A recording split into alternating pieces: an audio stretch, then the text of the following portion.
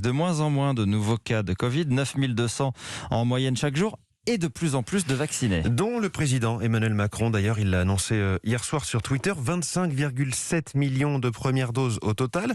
Et la recherche semble progresser sur l'un des symptômes emblématiques de la maladie, l'anosmie, c'est-à-dire la perte de l'odorat, Victor Delande. Alors il faut d'abord rassurer les personnes qui auraient perdu l'odorat avec le Covid. Plus de 90% d'entre elles vont retrouver ce sens en quelques semaines.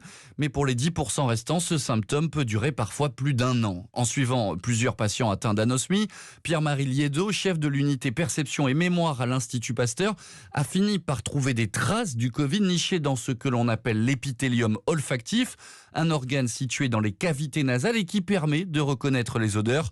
Une avancée considérable qui entraîne beaucoup de nouvelles questions. On ne sait pas encore si ce virus il continue à se répliquer, si en respirant, ces gens peuvent continuer à contaminer, par exemple. Et deuxièmement, sur le traitement, c'est-à-dire qu'on n'avait jamais pu imaginer qu'il faille traiter l'organe sensoriel avec des antiviraux ou des anti-inflammatoires des mois après. Ces recherches pourraient donc donner un coup d'accélérateur au développement de sprays antiviraux pour traiter ces patients.